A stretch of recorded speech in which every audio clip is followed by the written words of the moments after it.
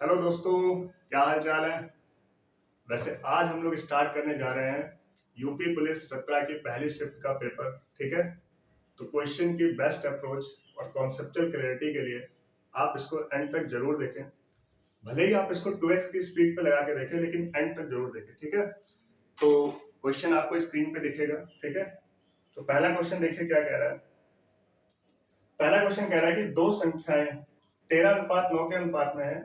यदि उनका एचसीएफ 13 है तो बड़ी संख्या ज्ञात कीजिए। ठीक है, देखो संख्याएं किस रेशियो में है, 13:9 के रेशियो में। ठीक है, एचसीएफ कितना दिया हुआ उनका, एचसीएफ 13 दिया हुआ है। एचसीएफ क्या होता है, कॉमन लिया हुआ नंबर ही तो होता है, यानी इन संख्याओं से 13 ही तो कॉमन लिया गया है और आपसे बड़ी संख्या पूछी गई है। तो आपको पता है ना, ये बड़ा रेशियो बन रहा है, इसका मतलब बड़ी संख्या तो यही होगी। तो बस इनका मल्टीप्लाई करा दीजिए। 13 और 13 का मल्टीप्लाई क्या आ जाएगा, 169। 169 ही इसका ऑप्शन नंबर डी करेक्ट होगा। ठीक है ना, 169 इसका आंसर होगा। क्या आप लोग को ये बात समझ आ गई ना। यही तो, ये संख्याओं का रेशियो दिया हुआ था। ठीक है, और एचसीएफ दिया हुआ था। एचसीएफ क्या होता है, कॉमन नंबर लिया जाता है। क्या लिया जाता है, कॉमन नंबर। यानी इससे भी 13 कॉमन किया गया होगा, इससे भी 13 कॉमन किया गया होगा। ठीक है, तो आपसे बड़ी संख्या पूछी गई है। बड़ी संख्या क्या है, बड़ा रेशियो क्या दिख रहा है, 13। तो 13 का 13 से मल्टीप्लाई करा दीजिए, 169 आ जाएगा। ठीक है, मैं इसके पीछे का कॉन्सेप्ट बताता हूँ आपको। देखो ऑप्शन नंबर इसका डी करेक्ट होगा। ठीक है, होता क्या है कि जैसे मैं एचसीएफ को एच मान लेता हूँ, एचसीएफ को एच मान लेता हूँ। ठीक है, तो मेरा जो एलसीएम होता है, ये मैंने 10 क्वेश्चन सीरीज में भी डिस्कस किया हुआ है। जो हम लोगों का एचसीएफ होता है, सॉरी एलसीएम जो होता है वो एचसीएफ का मल्टीपल होता है। एचसीएफ का मल्टीपल है, यानी कि एलसीएम में एचसीएफ तो आएगा ही आएगा। जो बचे नंबर होते हैं वो को प्राइम नंबर्स होते हैं। क्या होते हैं वो, को प्राइम नंबर्स। एलसीएम में एचसीएफ तो आएगा ही आएगा। ठीक है, और बचे जो नंबर होते हैं वो को प्राइम नंबर्स होते हैं। ठीक है, तो ऐसे हम लोग का एलसीएम निकल आएगा। फिर नंबर्स अगर निकालने की बारी होती है तो नंबर्स कैसे निकाले जाते हैं, तो आप ध्यान रखिएगा। एच ए, जैसे ये हमारा क्या है, एचसीएफ है, कॉमन नंबर है, तो वहां पे एक प्राइम नंबर जो आपका नंबर होगा, ठीक है ना, उसका जो रेशियो होगा को प्राइम नंबर, और दूसरा नंबर बन जाएगा आपका एच बी। ठीक है, इसको मैं आपको एग्जांपल की मदद से समझाता हूँ। देखिए जैसे यहाँ पे मैंने दो नंबर ले लिए, 12 और 8 ले लिया। ठीक है, 12 और 8 में आप देखेंगे तो क्या कॉमन मिल रहा है, 4 कॉमन मिल रहा है। ठीक है, तो 4 3 कितना हो जाएगा 12, और 4 2 कितना हो जाएगा 8 हो जाएगा। ठीक है, इसके अलावा कुछ कॉमन मिल रहा है क्या, अगर आप कुछ कॉमन नहीं मिल रहा है, यानी कि ये जो नंबर है ये आपके को प्राइम नंबर्स हो गए। ये जो नंबर है ये आपके को प्राइम नंबर्स हो गए, और जो कॉमन नंबर मिल गया है वो आपका एचसीएफ हो गया है, वो आपका एचसीएफ हो चुका है। ये और ये को प्राइम नंबर है। तो अगर आपको एचसीएफ पता चल चुका है तो एलसीएम क्या हो जाएगा, देखो मेरे भाई, एलसीएम क्या हो जाएगा, एच ए बी। एच क्या है, जो आपका एचसीएफ है, और बचे जो को प्राइम है, को प्राइम क्या है, 3 और 2 है। ठीक है, तो 4 इंटू 3 इंटू 2 करेंगे तो कितना आ जाएगा आपका, 4 3 12 2 24। क्या यही एलसीएम होगा ना इसका, तो 12 और 8 में एलसीएम क्या निकलेगा 24। और अगर मुझे नंबर निकालना है तो मैं सिर्फ क्या करूंगा, अगर मुझे ये वाला नंबर निकालना है तो 4 और 3 का मल्टीप्लाई 12 आ रहा है, 4 और 2 का मल्टीप्लाई करेंगे तो क्या आ जाएगा 8। यही तो मैंने किया हुआ था एच ए और एच बी। क्लियर है, इसी कॉन्सेप्ट को आपको लगाना है। ठीक है, देखिए अगला क्वेश्चन देखिए। अगला क्वेश्चन कह रहा है रोहन और सोहम का वेतन जो है वो 2:3 के अनुपात में है। यदि प्रत्येक के वेतन में 2000 रुपए की वृद्धि होती है तो नया अनुपात जो है वो 40:57 हो जाता है। ठीक है, सोहम का वेतन ज्ञात करना है। देखो जब भी आपको इनिशियल रेशियो और फाइनल रेशियो दिया जाए, ठीक है, बीच में कोई वृद्धि हो रही हो या कुछ घट रहा हो, तो फिर किस तरह से इसको सॉल्व करते हैं, तो आप हमेशा क्रॉस मल्टीप्लिकेशन मेथड लगाइएगा। देखिए पहले का रेशियो दिया हुआ है 2:3 दिया हुआ है, 2:3 दिया हुआ है। ठीक है, और अंतिम अनुपात जो आया वो क्या आया हुआ है, 40 और 57 का रेशियो आया हुआ है। ये कब आया हुआ है, जब दोनों की सैलरी 2000 रुपए बढ़ाई गई है, ये भी 2000 रुपए बढ़ाई गई है, ये भी 2000 रुपए बढ़ाई गई। ये बात क्लियर है। तो जब सेम सैलरी इंक्रीज होती है या कुछ भी सेम इंक्रीज हो रहा है, सेम डाटा इंक्रीज हो रहा है या सेम डेटा डिक्रीज हो रहा है, तो फिर हम एक काम करते हैं कि इनका ही डिफरेंस ले लेते हैं। जो नीचे रेशियो बनता है, जो फाइनल रेशियो होता है, आप उसका डिफरेंस ले लो। कितना डिफरेंस आ रहा है, 17 का डिफरेंस आ रहा है, और जो इंक्रीज हो रहा था वो कितना इंक्रीज हो रहा है, 2000। तो ये जो डिफरेंस आ जाएगा वो कितना आ जाएगा, 17 दूना 34,000 आ जाएगा। कितना आ जाएगा, 34,000 आ जाएगा। ठीक है, यहाँ तक की बात क्लियर है। अब हम ये डिफरेंस देखेंगे, इसको इससे मल्टीप्लाई, इसको इससे मल्टीप्लाई, 40 ने 120 और 57 दूना कितना हो जाएगा 114। तो 120 और 114 में कितने का डिफरेंस आ रहा है 120, और 114 में कितने का डिफरेंस आ रहा है 6 का आ रहा है ना। ठीक है, मैं डायरेक्ट 6 लिख दूं, देखिए तो 6 बराबर क्या आ जाएगा 34,000।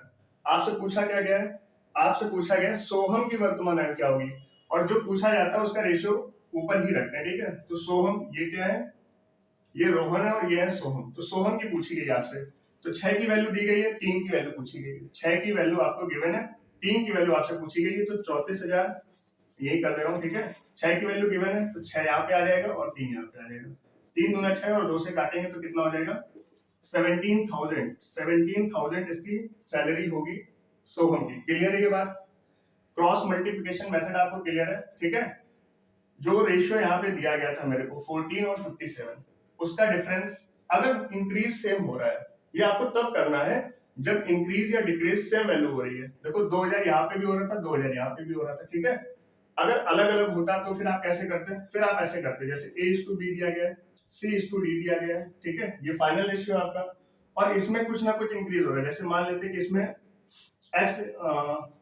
x इंक्रीज हुआ है, इसमें y इंक्रीज हुआ है, तो फिर इनका अलग मल्टीप्लाई, इनका अलग मल्टीप्लाई, देन डिफरेंस निकालते हैं। ठीक है, लेकिन अगर सेम नंबर अगर ऐड हो रहा है, ये सेम नंबर सब्ट्रैक्ट हो रहा है, फिर हम इसको डायरेक्ट इसके डिफरेंस से ही मल्टीप्लाई करा देते हैं। इजी है ना भाई।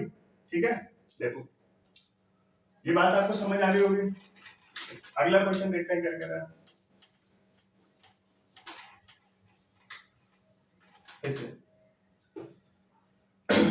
अगला क्वेश्चन कह रहा है कि किसी स्कूल में 20% छात्र जो हैं वो 10 वर्ष से कम आयु के हैं।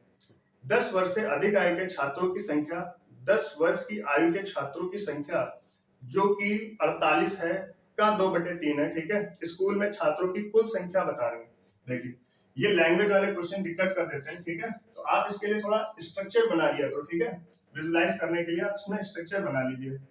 कह रहा 20% छात्र 10 वर्ष से कम आयु के हैं, तो 10 वर्ष से कम आयु के कितने लोग हैं, ये 10 वर्ष से कम आयु के लोग हैं। ठीक है, मैंने लिख लिया लेस देन, बस छोटा सा कुछ भी आप समझ लीजिए कि जैसे आपने लेस देन 10 लिख दिया। ठीक है, तो यहाँ से आपको ये समझ आ जाएगा कि ये 10 वर्ष से कम के लोग हैं, और कितने लोग हैं 20% लोग हैं।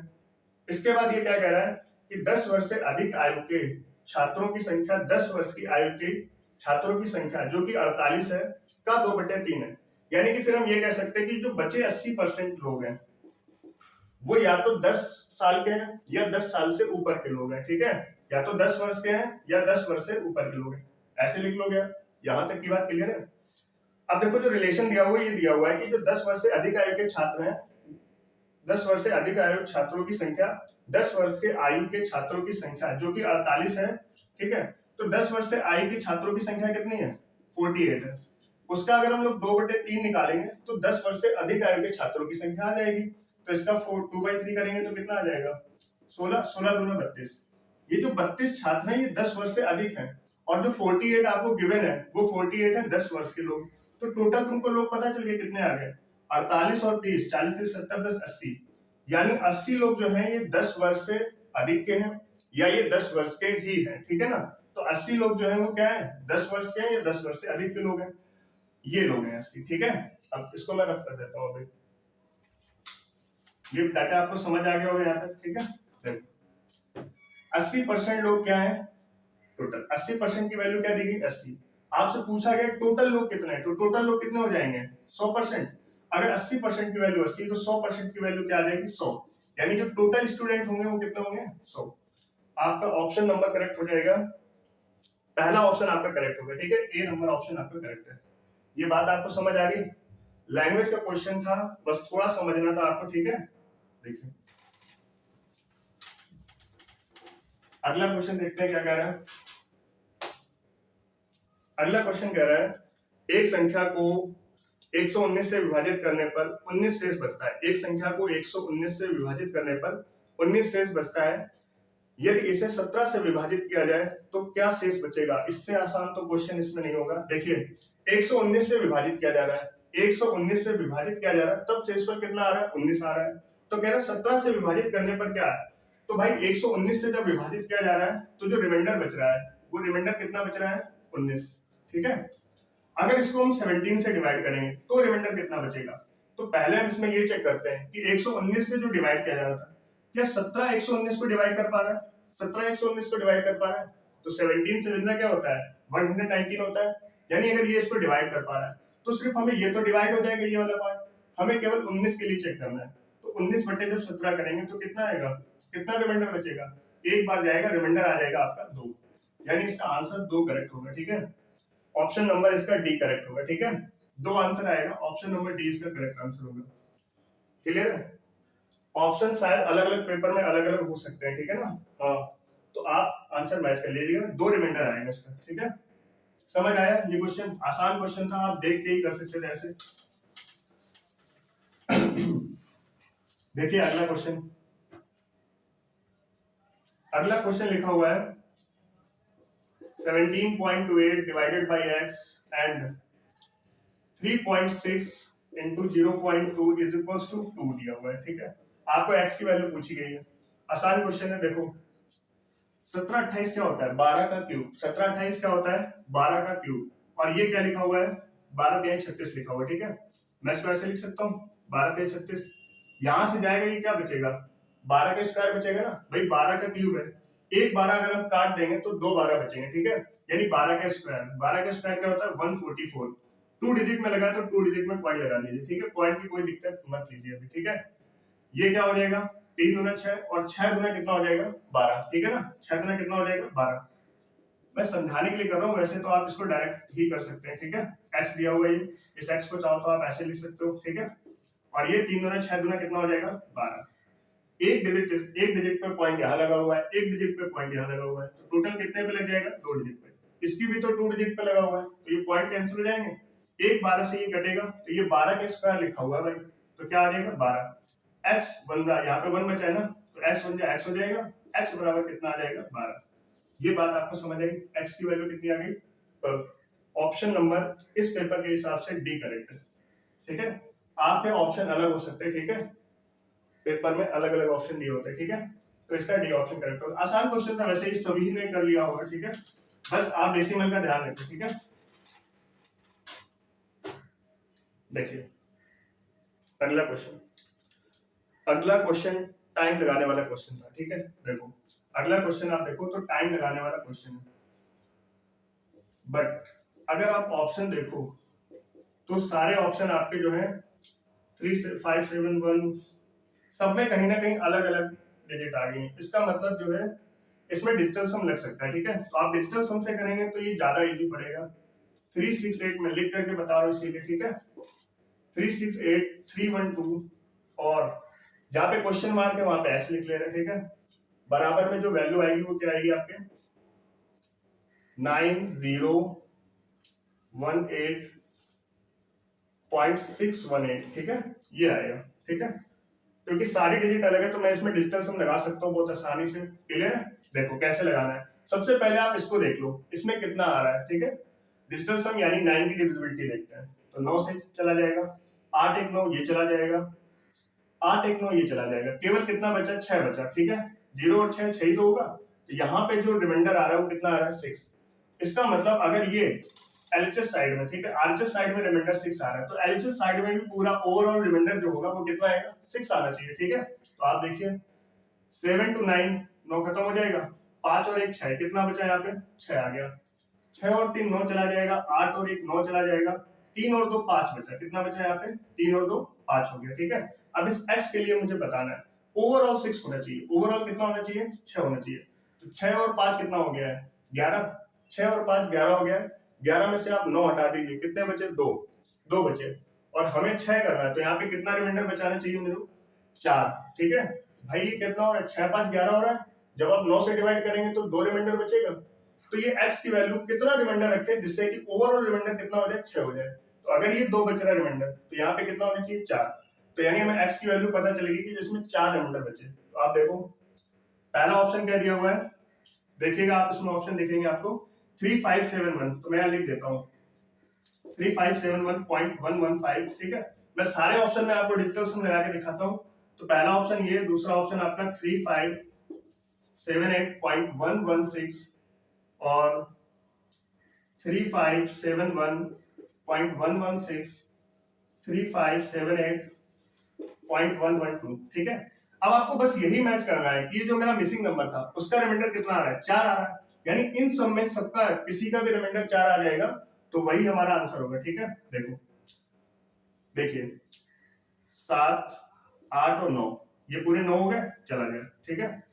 5, 3, 8, 1, 9, ठीक है, ये भी खत्म हो गया, 5 बचा इसमें, तो ये तो हो नहीं सकता है। इसके बाद देखिए आप 5, 3, 8, 1, 9 और 8, 1, 9, ठीक है। 7, 6, 13 और 13 को जब करेंगे तो रिमाइंडर यहाँ पे 4 आ रहा है, यानी कि ये ऑप्शन हो सकता है। अभी आप रुक जाइए, ठीक है। 5, 3, 8 और 1, 9 हो जाएगा, 7 और 2, 9 हो जाएगा, इसमें 6 बच रहा है, तो ये तो नहीं होगा, ठीक है। इसमें आप फिर देखें 7, 2, 9 हो जाएगा, 8 और 1, 9 हो जाएगा, 5, 3, 8 और 1, 9, ये तो 0 रिमाइंडर बच रहा है, यानी एक ही तो ऐसा आंसर था जिसमें 4 रिमाइंडर बच रहा है, यानी यही इसका करेक्ट ऑप्शन होगा, ठीक है। ये ऑप्शन नंबर था, जो भी हो, फिलहाल सब में अलग अलग है, तो आप देखिए 3578.116, ये ऑप्शन आपका करेक्ट होगा, ठीक है। यही आंसर इसका करेक्ट होगा, ठीक है। ये इजी था, आपका देखो प्रोसेस बताने में हमको टाइम लग रहा है, लेकिन आप जब इसको करेंगे तो शायद आपसे जल्दी हो जाएगा, ठीक है।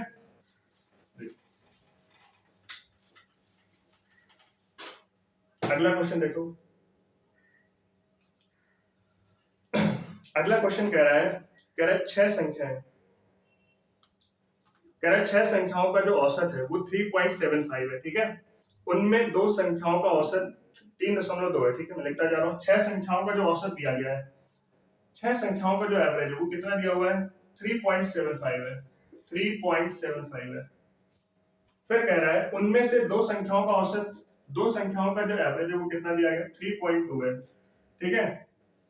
फिर अन्य 2 संख्याओं का जो औसत दिया गया है वो दिया गया है 3.55, कितना दिया हुआ है, 3.55। आपसे पूछा गया है जो बची 2 संख्याएं उनका एवरेज क्या होगा।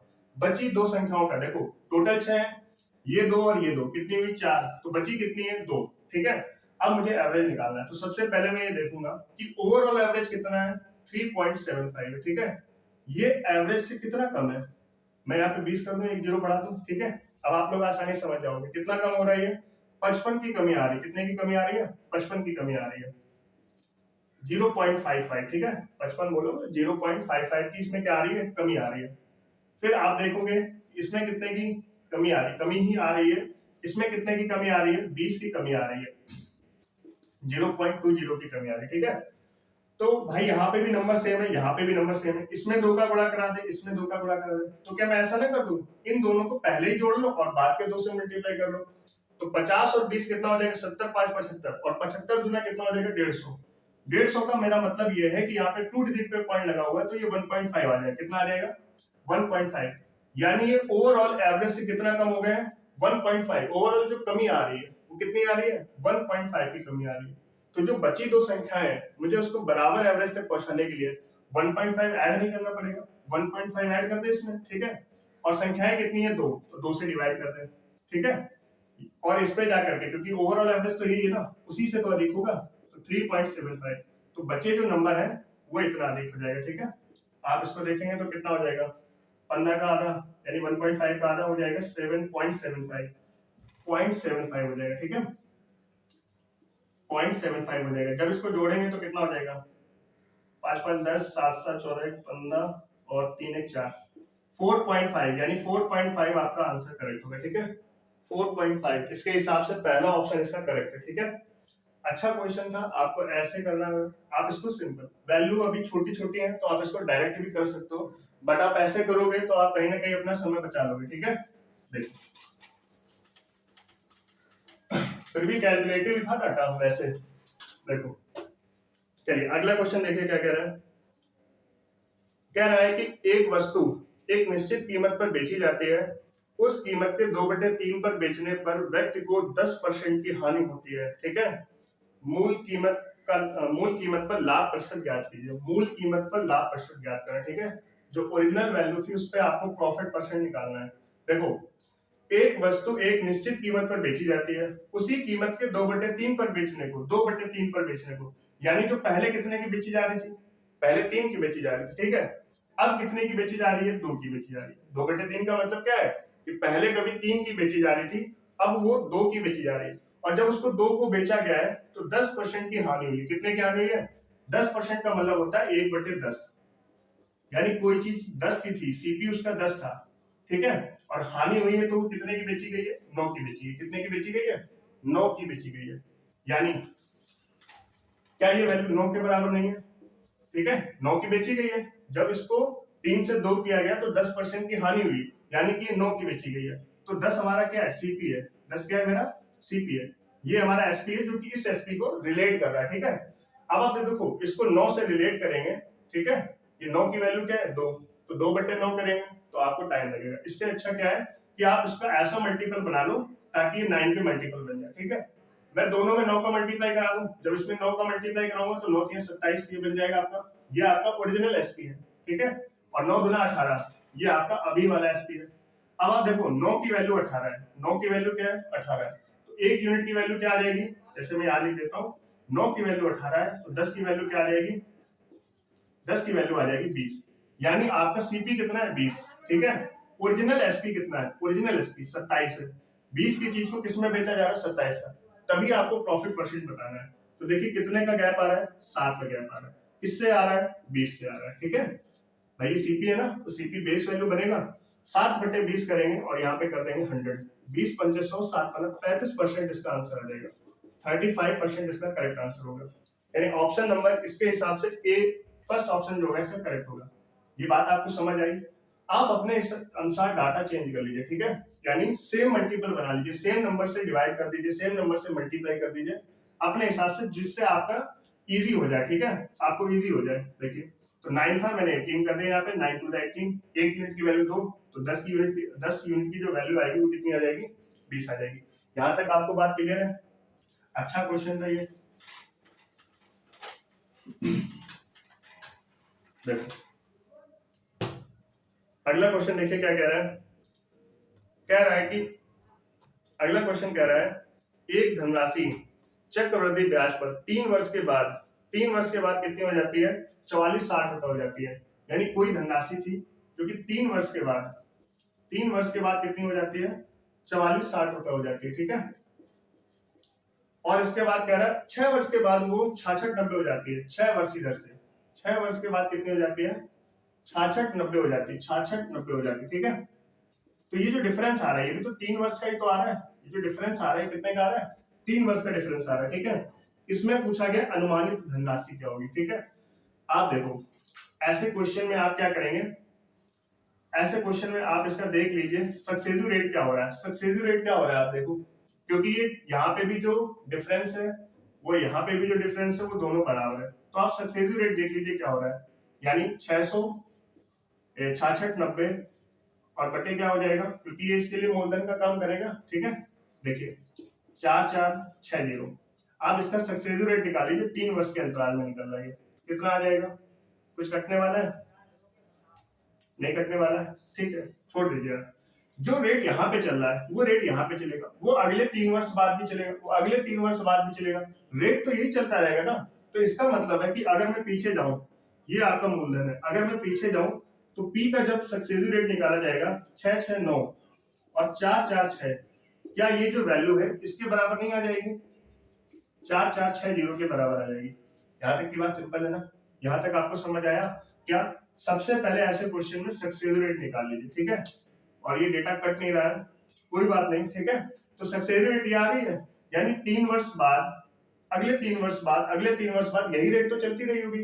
तो अगर हम यहाँ से स्टार्ट करें तो इसका भी तो सक्सेसिव रेट यही रहा होगा, ठीक है। और 3 वर्ष बाद जाकर के कितना बना होगा? इतना बना होगा। यहाँ से आपका मूलधन निकल आएगा, देखो मूलधन क्या निकलेगा आपका, ये मल्टीप्लाई हो जाएगा जाकर के इससे 4460 और 4 से। कुछ इसमें डिजिटल सम लग सकता है क्या?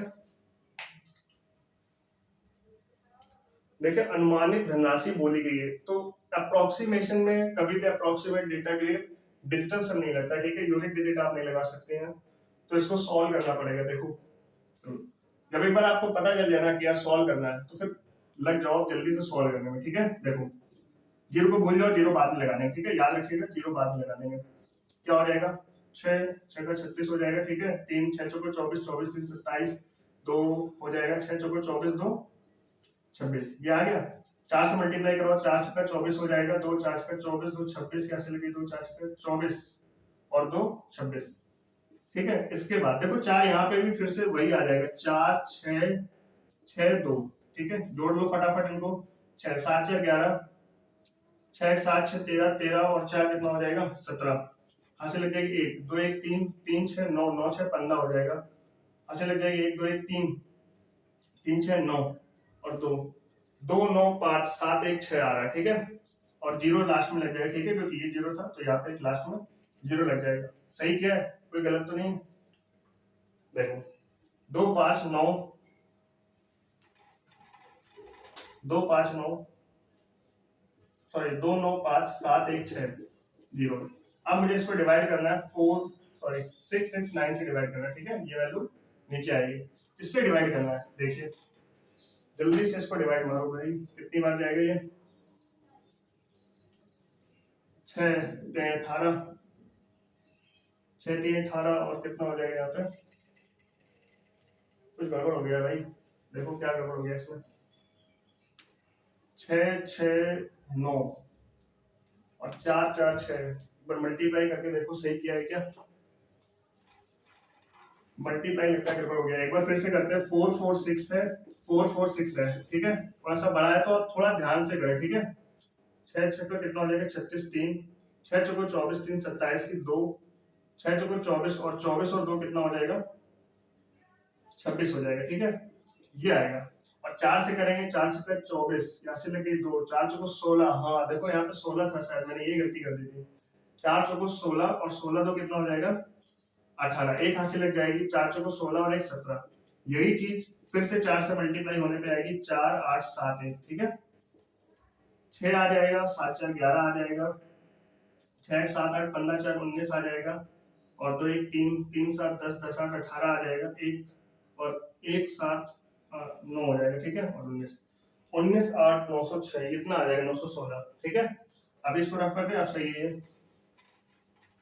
देखो 19 8 9 1 6 को आप डिवाइड करेंगे किससे, 6 6 9 से डिवाइड करेंगे। ठीक है, देखिए कितना आ जाएगा, कितनी बार में जाएगा, यहाँ पे थोड़ा सा दिमाग लगाना पड़ेगा आपको। ठीक है, सोचिए 6 से क्या 3 बार में चला जाएगा, तो 6 3 18 है, 6 3 18 1 19 इसका बन जाएगा, 6 9 54, सॉरी 3 से करेंगे ना, 3 से 18 बनाना है मेरे को, 3 9 27, 3 से 18 तो 20 2, फिर ये नहीं बन पाएगा, 20 आ जाएगा, तो इससे छोटी वैल्यू लेनी है यानी 2। ठीक है, ऑप्शन भी देखते चलो, ऐसे क्वेश्चन में आप ऑप्शन जरूर देखते चलो। कौन सा था, हाँ ठीक है 145 नंबर था। तो देखो 2 बार में जा रहा है। ठीक है, 2 टाइम्स में जा रहा है, यानी कि ए और डी ऑप्शन तो कट हो जाएंगे, जो 3 और 3 के मल्टीपल में चल रहे हैं तो वो तो कट हो जाएंगे। ठीक है, यहाँ से आपके बचे 2, तो 2 से करेंगे कितना आ जाएगा, 2 9 18 के ऐसे लगे 1, 2 छक्का 12 1 13, 2 छक्का 12 1 13। ठीक है, ये आ जाएगा आपका, क्लियर है बात, 2 9 18, 2 छक्का 12 1 13, 2 छक्का 12 1 13। ठीक है, 9 में से 8 जाएगा, 1 बचेगा, यहाँ पे 8 में से 3 जाएगा तो 5 बचेगा, 9 में से 3 जाएगा 6 बचेगा।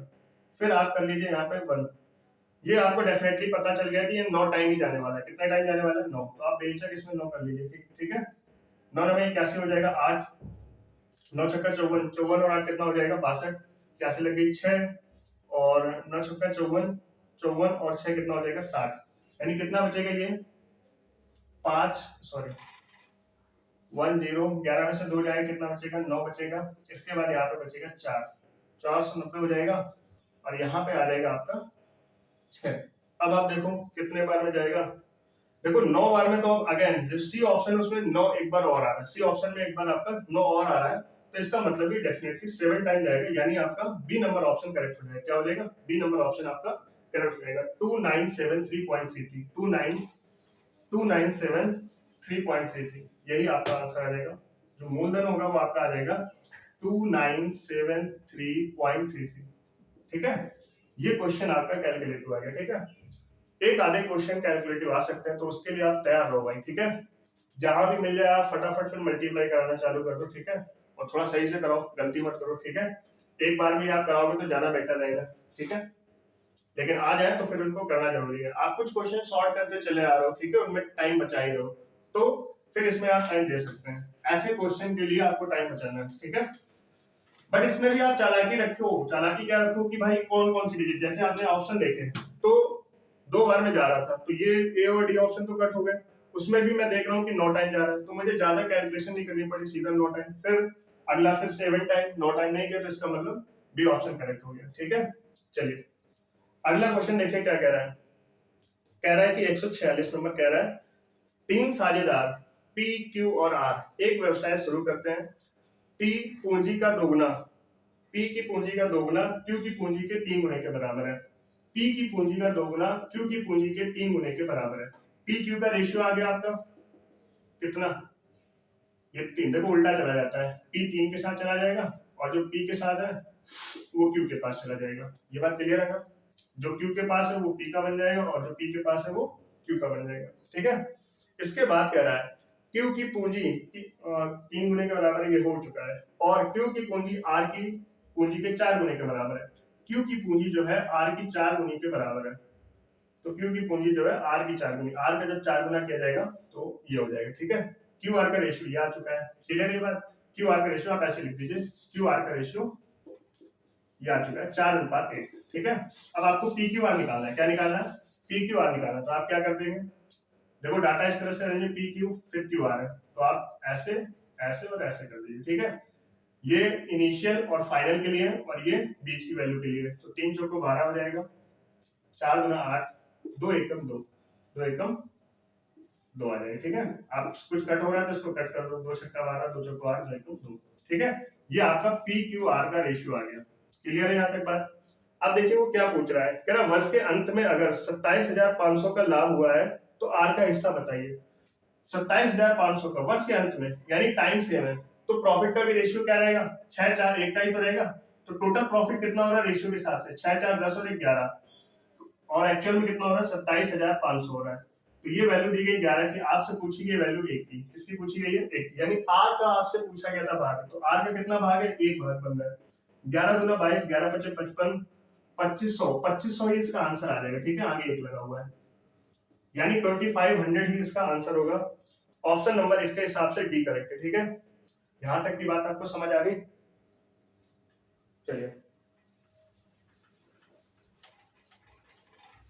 देखिए 146 नंबर था ये। ठीक है, आगे 147 नंबर, एक लड़का 9 किलोमीटर प्रति घंटे की गति से 25 मीटर भुजा वाले एक वर्गाकार मैदान के चारों ओर दौड़ता है, कितना समय लगेगा। 25 मीटर भुजा, तो वर्गाकार के चारों ओर दौड़ रहा है अगर वो, ठीक है, तो उसका पेरीमीटर है, तो पेरीमीटर के बराबर ही तो वो रनिंग कर रहा है, तो पेरीमीटर कितना हो जाएगा 4 इंटू साइड, साइड कितनी दी गई है 25। ठीक है, तो ये डिस्टेंस हो गई, डिस्टेंस अपॉन स्पीड, स्पीड कितनी दी गई 9 किलोमीटर, किलोमीटर प्रति घंटे में दी गई, तो आप क्या करें 5/18 करेंगे, 5/18 करेंगे तो 18 ऊपर चला जाएगा। ठीक है, 25 हो जाएगा, 9 गुना 18 हो जाएगा, और 4 पंचे 20 गुना 40 हो जाएगा। कितना हो जाएगा 40 मीटर पर सेकेंड, सॉरी टाइम पूछा गया था ना, तो 40 सेकेंड आ जाएगा इसका आंसर। कितना आ जाएगा 40 सेकेंड आ जाएगा। ठीक है, क्या distance upon speed is equal to time. बात समझ आ गई, बहुत ही आसान क्वेश्चन था, सभी ने किया होगा। देखो अगला क्वेश्चन देखिए क्या कह रहा है। अगला क्वेश्चन कह रहा है 4 लड़के 6 लड़कियां एक काम को 10 दिन में कर सकते हैं। 4 लड़के हैं 6 लड़कियां हैं, ठीक है, 4 लड़के हैं 6 लड़कियां हैं, एक काम को 10 दिन में कर सकते हैं।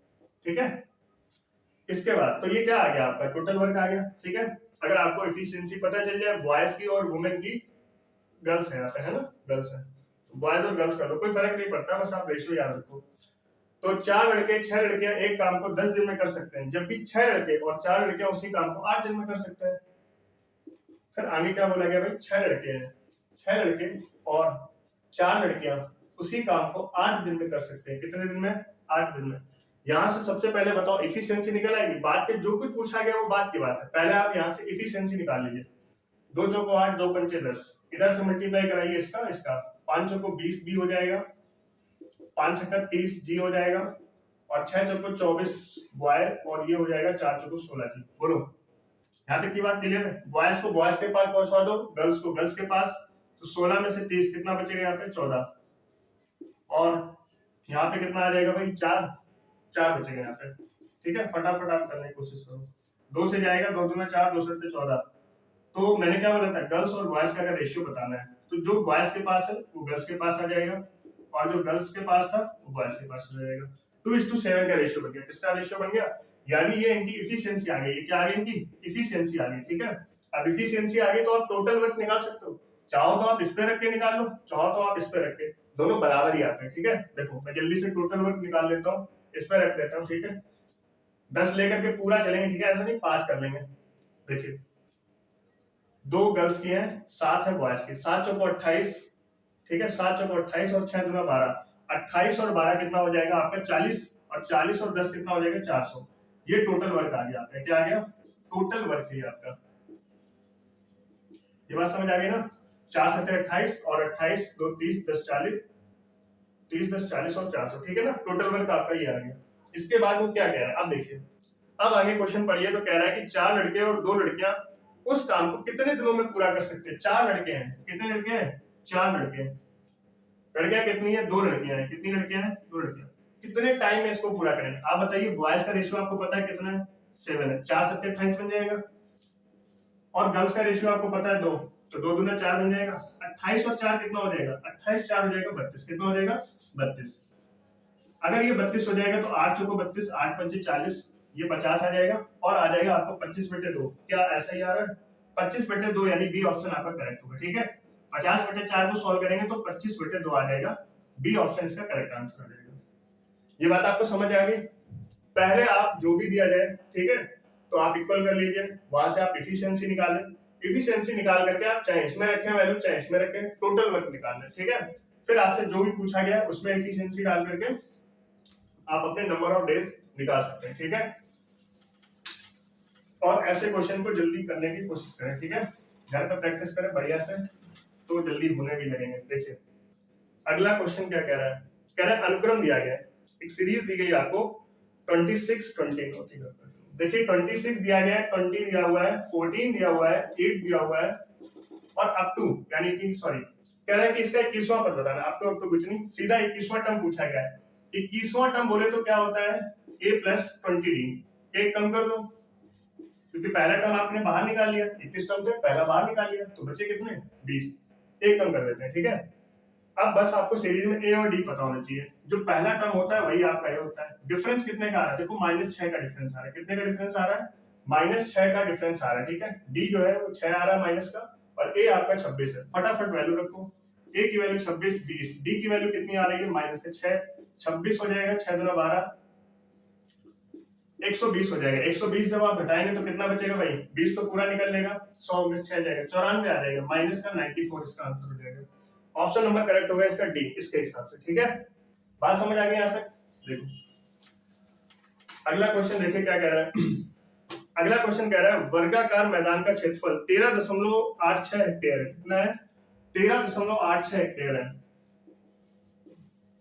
ठीक है, कह रहा है 3.2 प्रति मीटर की दर से इसकी बाढ़ लगाने। देखो बाढ़ लगाने कुछ नहीं बदल गया। बाढ़ लगाने का मतलब है कहां लगेगी बाढ़?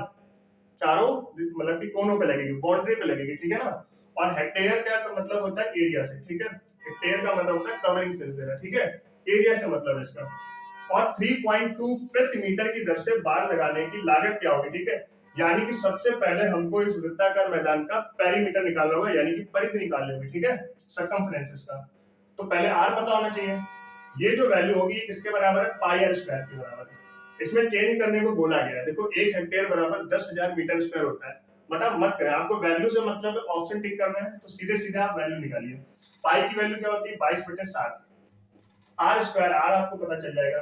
देखो 22 छक्का 132 हो जाएगा, कितना बचेगा? 6, 22 3 66 हो जाएगा, 0.63 आ गया। ठीक है, ये 7 उधर भेज दो, 2 डिजिट में पॉइंट लगा हुआ है। ठीक है, रहने दो, इसको आप ऐसे लिख सकते हो, माइंड में सोचना है ये बात। 9 7 63, और ये 7 और उधर जाएगा तो ऐसा बन जाएगा। ठीक है, 2 डिजिट पे पॉइंट लगा हुआ है, उसकी चिंता मत करो, बाद में 1 डिजिट पे आ जाएगा। ठीक है, रूट पे हटने पर जब इसका रूट लगेगा ना, स्क्वायर रूट जब लगेगा तो 9 से 3 बार, और 7 के 2 पेयर बन रहे हैं, 7 7 3 हो जाएगा 21।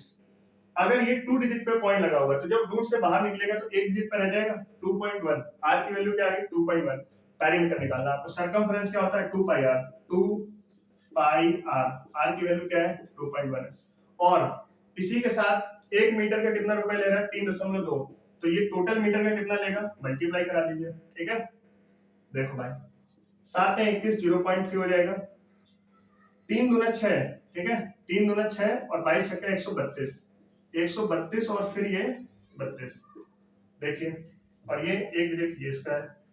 कुछ इसमें बन सकता है क्या डिजिटल सम वगैरह, यूनिट डिजिट सब क्लियर लगे, और ये आसान हो गया, ये 2 दूना 4, लास्ट में 4 आना चाहिए, लास्ट में 4 एक ही ऑप्शन में आ रहा है, ऑप्शन नंबर है बी आपका, ठीक है।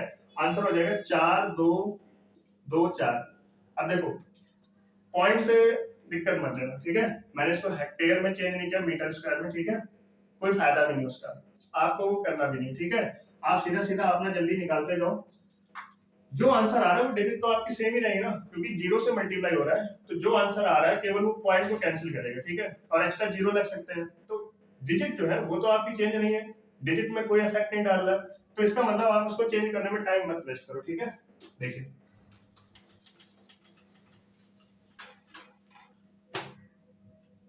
ये हो गया, यहाँ तक ये सारे कंप्लीट हो गए, एक डीआई अभी बचा होगा, डीआई इसमें कहाँ दिया गया है,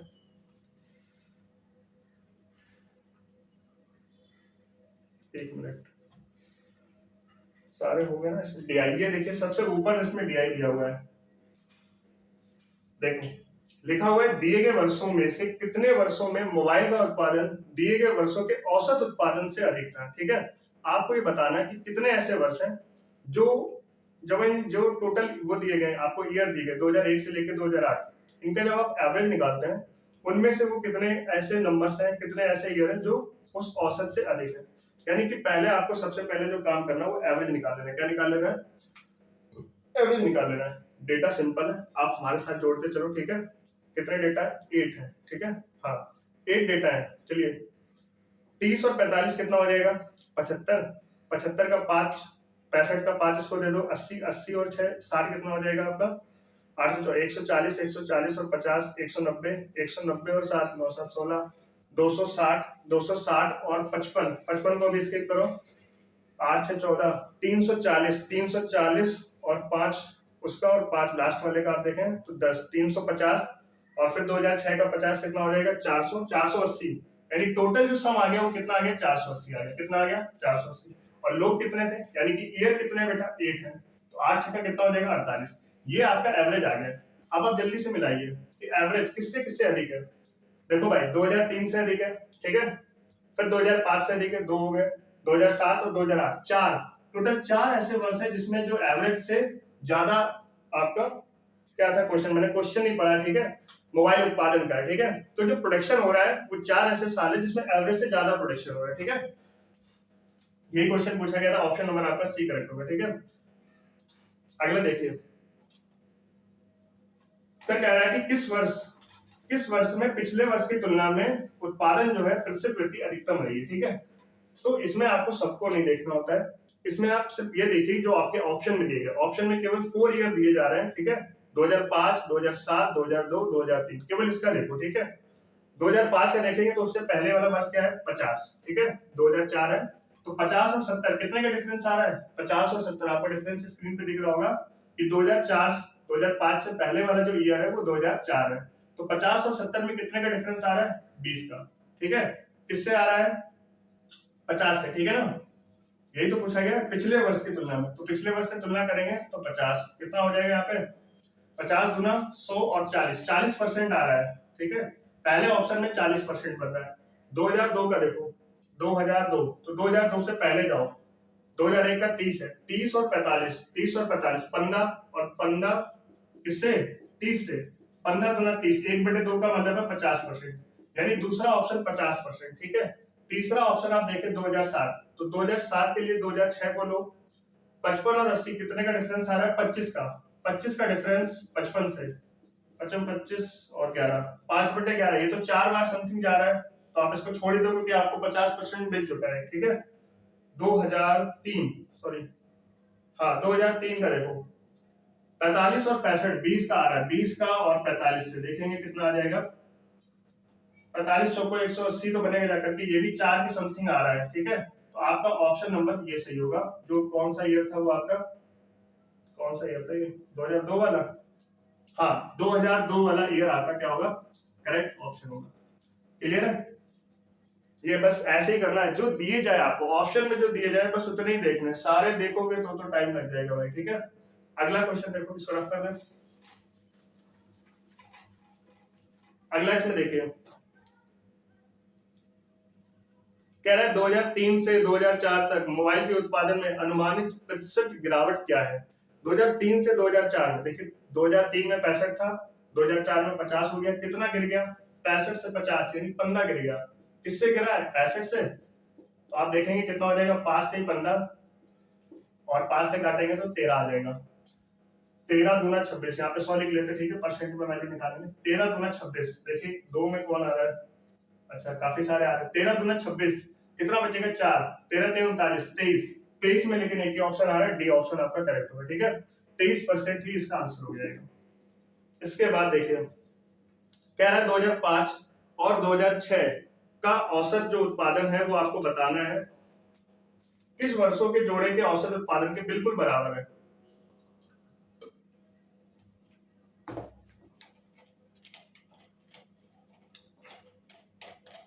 देखिए, कह रहा है 2005 और 2006 का औसत उत्पादन निम्नलिखित में से किस वर्षों के जोड़े के औसत उत्पादन के बिल्कुल बराबर है।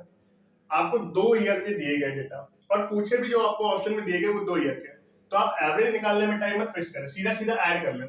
जिसका एडिशन बराबर होगा उसका एवरेज भी बराबर होगा, जिसका एडिशन बराबर होगा उसका एवरेज भी बराबर होगा। तो सबसे पहले आप जो पूछे गए हैं 2005 और 2006, तो 2005 और 2006 की बात करें तो 70 और 55 कितना हो रहा है? 125। ठीक है, तो आप देखिए किसमें 125 आ रहा है, 2004 और 2006, 4 और 6 को देखो, नहीं बनेगा, 105 आ रहा है। ठीक है, 2006 और 2007 को देखो, 2006 और 2007 कहां चला गया? 8 5 13, ये भी नहीं बनेगा। ठीक है, 2006 7 भी नहीं बनेगा, 13 130 जा रहा है। 2002 और 7 को देखो, 45 80 40 20, हाँ ये बन जाएगा आपका 2002 और 2007, यानी ऑप्शन नंबर सी करेक्ट होगा।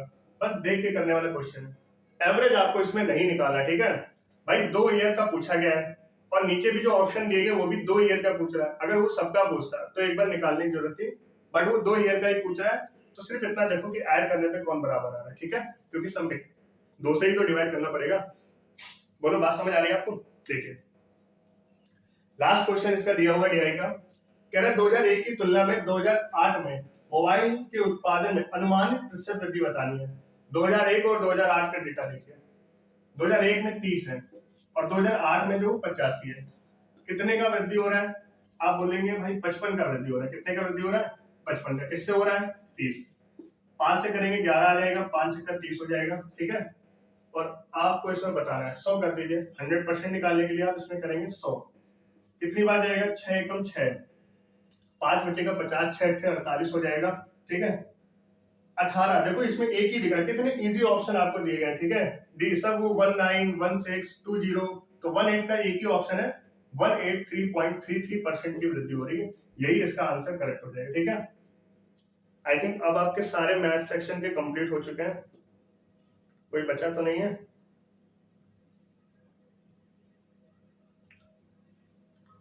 और इसके बाद तो कोई नहीं था। ठीक है, ओके, ये कंप्लीट हो चुका है।